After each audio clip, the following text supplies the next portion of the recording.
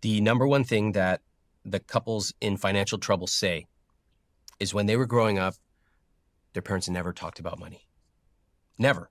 There was an episode on our podcast with this couple living in Kansas in a low cost of living area. And they were making $130,000 a year. That's a very good income, especially for their area. They should have had tons of money, tons of savings. But their daughter came home one day with food from the school because she had told her school, we don't have enough money to eat. Now, they had plenty of money. Why? Because her mom and dad were always saying, we don't have enough. We can't afford it. Daughter took that message to school and was given free food. This was horrifying to the dad, horrifying. And what he realized at that moment was the way that I'm communicating about money is not working. See, most parents deep down believe that money is something to protect kids from.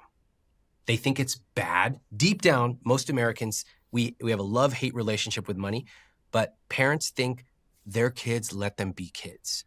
But you would never teach a kid how to ride a bike by saying, we don't talk about bikes in this family.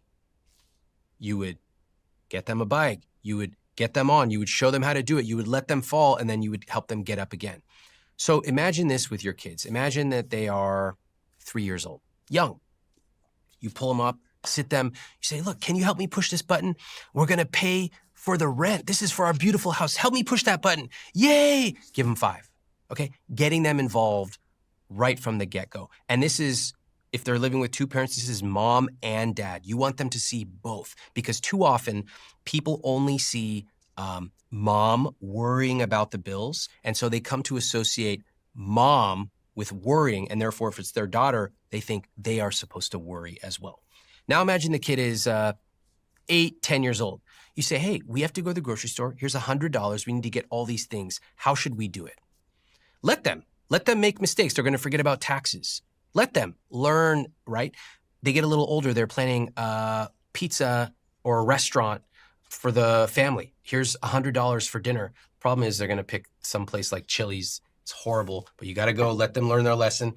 By the time they are 16 years old, they have planned a family vacation. They are aware of trade-offs, taxes, tips, all kinds of stuff. They have helped the family buy its new car. This is how you prepare kids. You don't simply say, we don't talk about money in this family. You let them learn about money and you tell them what you've learned about money.